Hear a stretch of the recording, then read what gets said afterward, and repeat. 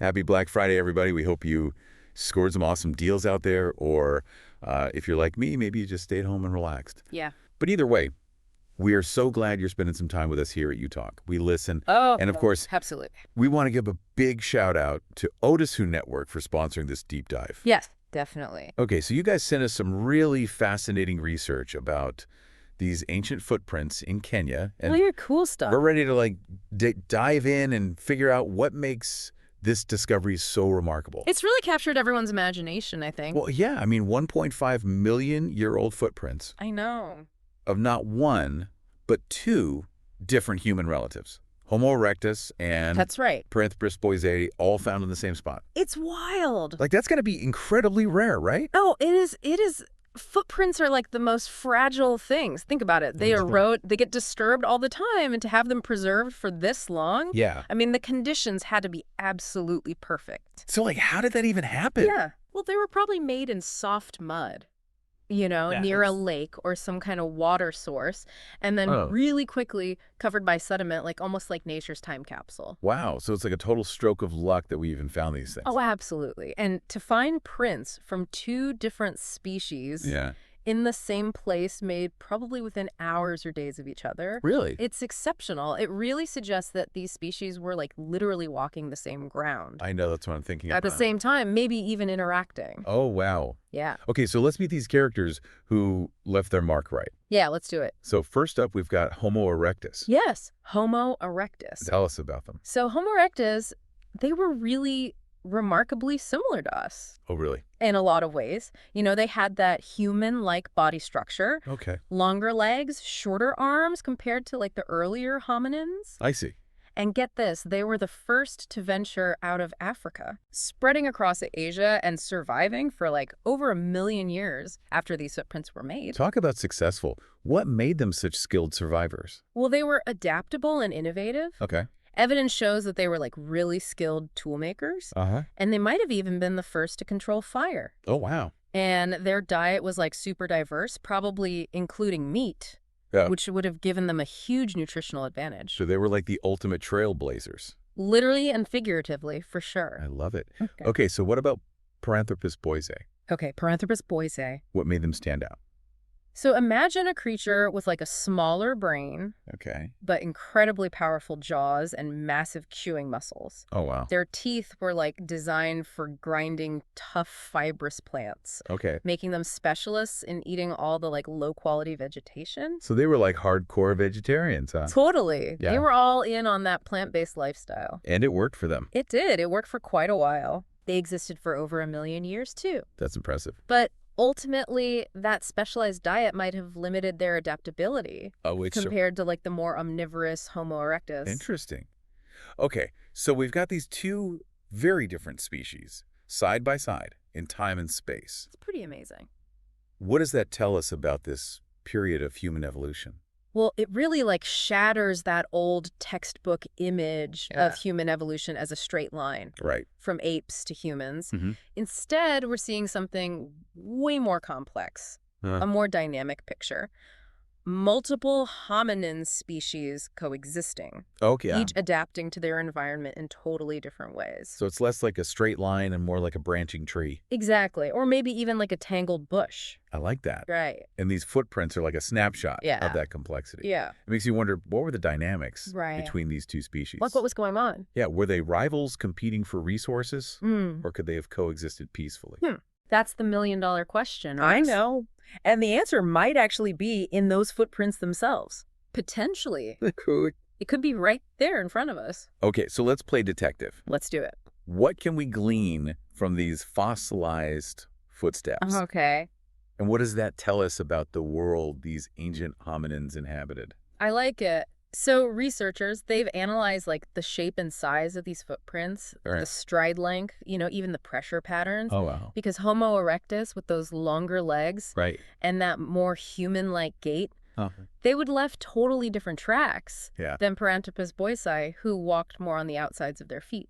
So, their footprints are almost like a signature, Exactly. revealing not just their species, but maybe even something about how they moved. Precisely. And by comparing these fossil footprints Okay. to modern human footprints, Well, and even those of other primates, Okay. researchers can kind of start to reconstruct how these ancient hominins walked, how fast they were moving, Wow. even whether they were traveling alone or in groups. That's amazing. It's like we can see them walking across the I landscape. know, right? Incredible. Mm. Okay, so what else can we tell from these particular footprints? Well, researchers have identified at least two distinct sets of tracks. Good. One set, thought to be Homo erectus, consists of about 12 footprints walking in a straight line. Okay. The other set, possibly Paranthropus boisei, Yeah. it kind of runs perpendicular to that first set, and it's a bit more scattered. Wait a minute. So we have two groups heading in different directions, crossing paths. It's like a movie. Right. Yeah. In this ancient mud. Yeah. It's incredible. Right. And what about the timing? Well, the lack of cracking or trampling, you see, tells us they were probably made and covered up pretty quickly. Okay. Maybe within hours or days of each other. So it wasn't like one species came through and then way later the other one just happened to show up. Exactly. They were practically there at the same time. Wow. Maybe even within sight of each other. Possibly. Yeah. I gotta ask, what are the odds? It's hard to say for sure, you know? Yeah. We're only seeing like a tiny snapshot Right. of their lives. They might have lived in close proximity for generations. Okay. Or, you know, this could have been just a chance encounter, two groups converging maybe at a water source I see. or a good spot for food.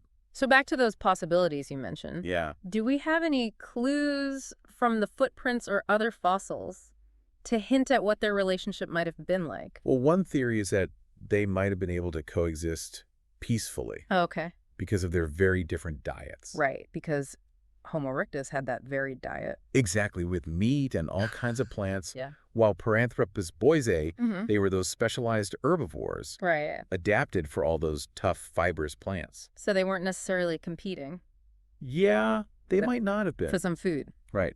Different diets, different Okay. lifestyles. Makes sense. Yeah. Maybe they just went about their business. Could be. Okay.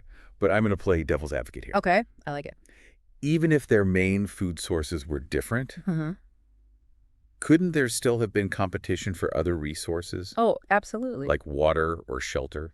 Definitely. And we got to remember, this was a time long before supermarkets and peace treaties. Right. Survival was everything. Yeah. Even if they weren't directly fighting over food, Mm-hmm. there could have been territorial disputes. Okay. Or, clashes over water holes or safe sleeping spots. Like a prehistoric, not in my backyard. Exactly. And while we might never really know Yeah. the exact nature of their interactions, Right. the fact that their footprints are so close, Yeah. it does make you wonder. I know.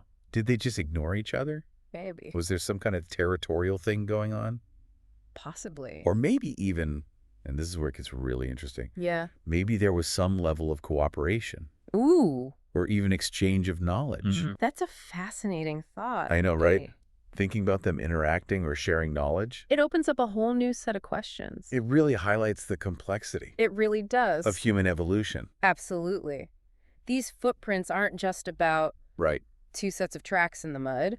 Yeah. They're a window into a world we're only beginning to understand. Right. And they remind us Yeah. that our ancient past was teeming Yeah. with diverse hominin species, Wow. each with their own unique adaptations and ways of life. It's humbling, isn't it? It really is. Realizing that we Homo sapiens Yeah. aren't the only success story Exactly. in the human lineage. We're just one part of it. Makes you wonder what other secrets are out there. Oh, there's so much more to discover, I'm sure. I know, it makes you wonder what those Homo erectus and those Paranthropus boisei were thinking, Right. as they cross paths. What do they make of each other? I know. Were they wary? Yeah, were they curious? Did they Yeah. try to, communicate? Right. It really challenges us to think about, Yeah. intelligence and social behavior in these early hominins in a different way. Totally. Because we always focus on, the differences between species. Right. But what if there were all these surprising similarities? Exactly. What if they were way more complex than we've ever given them credit for? I think so, too. Yeah. We tend to put our ancient ancestors in these neat little boxes Yeah, we do. based on, their physical traits and the tools they left behind. Right. But maybe, just maybe, Mm-hmm. there was a lot more going on in their heads than we can ever know. Absolutely. And these footprints give us just this tiny little glimpse Yeah, into that hidden world. I love it.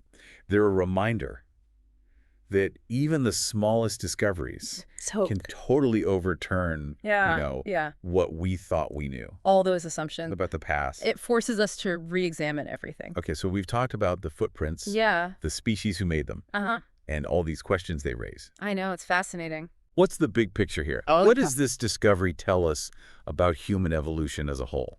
Well, it really reinforces this idea Right. that human evolution, it's not a straight line. Right. It's this complex branching process. Okay. For millions of years, Yeah. all these different hominin species coexisted, they interacted, Wow. they even interbred. Really? Our lineage is more like a tangled web Yeah. than a straight line. I like that. And these footprints push that understanding Right. even further back. Way back. So instead of thinking of like Homo sapiens as this like pinnacle of evolution, we should really see ourselves as just one branch on this huge, intricate tree. Exactly. And we're still finding new branches all the time. That's what I love. Like recent genetic studies, they've shown that humans actually interbred Oh, wow. with Neanderthals and Denisovans. That's crazy. And now these footprints are hinting at similar interactions, Wow. but way earlier in our history. It's like a total shift in perspective. It is. It's profound. We're not just descendants of one lineage. Right. We're a product of this incredible tapestry It's amazing. of all these interwoven species. It really underscores how important it is Yeah. to understand these other hominins. Uh-huh. They're not just side notes in our story. Right. They're part of what makes us human.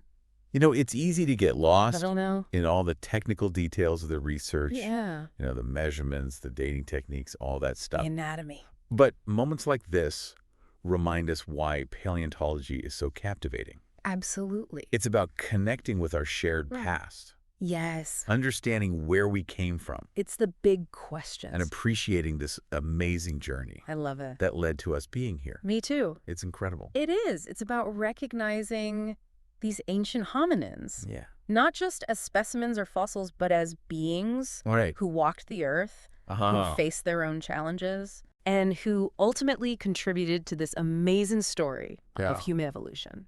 And to think all of this started with I know. a set of footprints Praise. found in the Kenyan desert. The power of discovery. It really is the power of discovery. Who knows what else is out there? I know. Well, on that note, we want to thank you all for joining us Yes, thank you. on this incredible journey back in time. Absolutely. We hope you enjoyed walking in the footsteps It was fun. of our ancestors. A huge thanks to OtisWho Network Yes. for sponsoring this deep dive. Be sure to check them out. Be sure to check them out for all your mentioned OtisWho Network's services, products, needs. Definitely. Until next time, keep exploring, Yeah. keep questioning, and keep those minds curious. Stay curious. This has been You Talk, We Listen.